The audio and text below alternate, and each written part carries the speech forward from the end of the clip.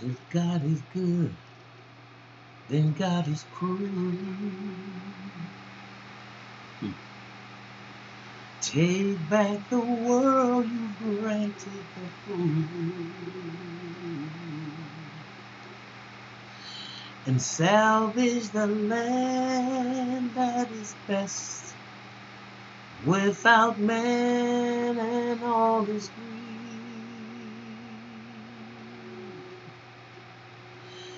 Where are the summers of my life?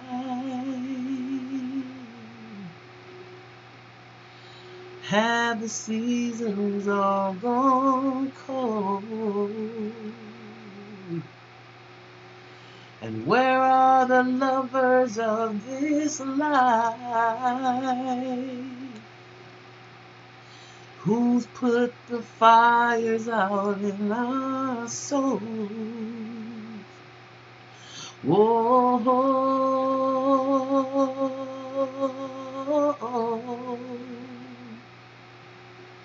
whoa, whoa.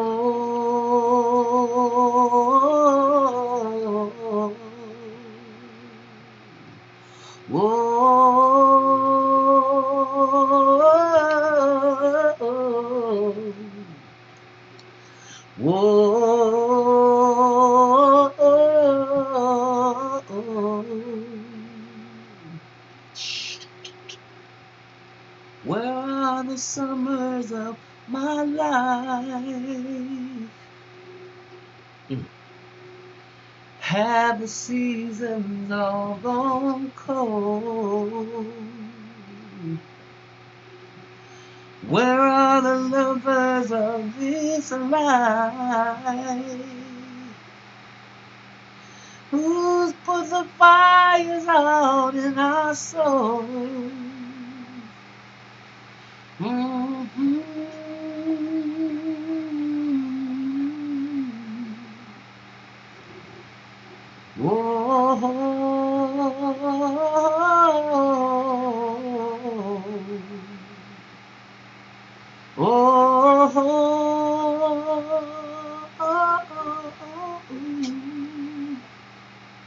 Hey, good morning, good afternoon, good evening, wonderful, lovely, lovely family. How y'all doing this beautiful Sunday morning, the 21st of October, 2018. A lot of y'all know that yesterday was my sister's birthday.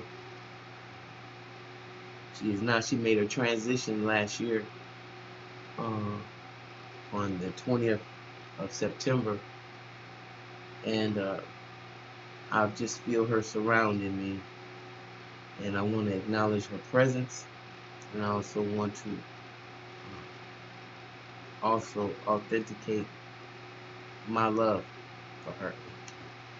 So, with that being said, I want to get back into something that we talked about. Well, I talked about on yesterday. I did a video, and it was about stigma. The stigma of mental illness. But what I wanted to add to that video was the 7 types of stigma.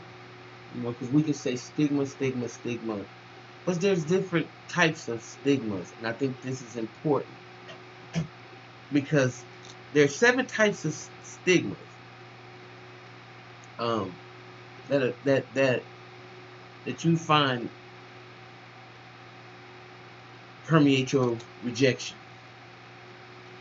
So one mental health professional once told me, maybe you're not getting better because you're not trying hard enough. Another warned me, you might not be ready to go back to school full time. You shouldn't just take one class. No, shouldn't just take one class and see how it goes. A psychiatrist decided, without asking for my opinion, that I should be sent to live in a group home for people with mental illness. Of course, that did not happen, and the treatment with that particular therapist ended that day. These scenarios were fueled by stigma associated with mental illness. Stigma that ultimately serves to limit and exclude rather than encourage and include. Had I listened to those professionals, I might have never returned to school or entered into the workforce. So how did I overcome the stigma that I faced? I just rejected it. Plain and simple. I rejected it. Rejecting or overcoming stigma, whether it be self-stigma, public stigma, or structural stigma, is one of the keys for those of us living with mental illness. This is not an easy task, to be sure, but it is becoming more possible and a bit easier as more and more of us speak out about our mental health concerns. All right. So, the first type of stigma I want to say is public stigma. This happens when the public endorses negative stereotypes and prejudice, resulting in discrimination against people with mental health conditions. Okay. Type 2 is the self-stigma. Self-stigma happens when a person with mental illness or substance use disorder internalizes the public stigma. Number 3, a perceived stigma. Perceived stigma is the belief that others have negative beliefs about people with mental illness. May not necessarily be true. Type 4, label avoidance. This is when a person chooses not to seek mental health treatment to avoid being assigned a stigmatizing label. Label avoidance is one of the most harmful forms of stigma. Stigma by association.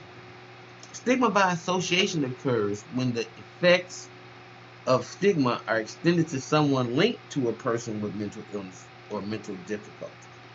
This type of stigma is known as courtesy stigma and associative stigma. Y'all know, y'all done heard your mama say, birds to a feather flock together. Y'all done heard it. You know, and we wear it like a mantra. So anyway, that's stigma type 5. Stigma type 6 is structural stigma. Institutional policies or other societal structures that result in decreased opportunities for people with mental illnesses are considered structural stigma. I'm going to say that again, because you might get confused with the public stigma.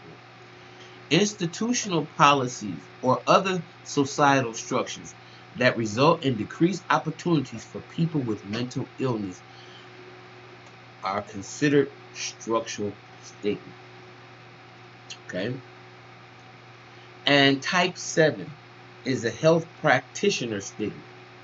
This takes place anytime a health professional allows stereotypes and prejudices about mental illness to negatively affect a patient's care. One more time. This takes place, this is type 7, it's called a health practitioner stigma. This takes place at any time a health professional allows stereotypes and prejudices about mental illness to negatively affect the patient's care and case. Okay? So after working as a therapist and witnessing the negative effects of stigma on clients and their families, I decided to develop a stigma reduction training curriculum called Overcoming Stigma. I spent several months reading every scientific article I could find about stigma research. Most of it simply documented that stigma exists in hospitals, in psychiatry, in substance treatment centers, pharmacies, universities, employment, housing, etc. The levels of the stigma have not changed over the last decade. Okay, in case some of y'all wonder why I'm bouncing around, remember I'm on my ball and just trying to keep these muscles moving. In case y'all wondering, I'm not having an episode right now. Anyway, there's some information on the NAMNI's website, and this article was written by Gretchen Capone. And she's a trainer and a consultant with the Atlas Research Center in Washington, D.C., and her work includes projects with the VA Medical Center's Community Mental Health Center, and just a community advocate for mental health. And again, I wanted to just go over the 7 stigmas, the types of stigma. Public stigma, self-stigma, a perceived stigma, label avoidance, stigma by association, structural stigma, and health practitioner stigma. I want y'all to start looking at this, a little bit more seriously with your third eye. Keep your pineal gland clean so you can receive some of this information and that you can see a little clearer. Please get the help. If there's anybody out there that feels that they're a little overcome with, overwhelmed, I should say, with any kind of stress, remember, there's always places that you can call. There's a national helpline at 1-800-950-6264. Again, that helpline number is 1-800-950-6264. And that is a helpline for anybody that is in a mental health crisis. Thank you for being out there. Thank you for listening. And I will see you next time in the next video. Bye-bye.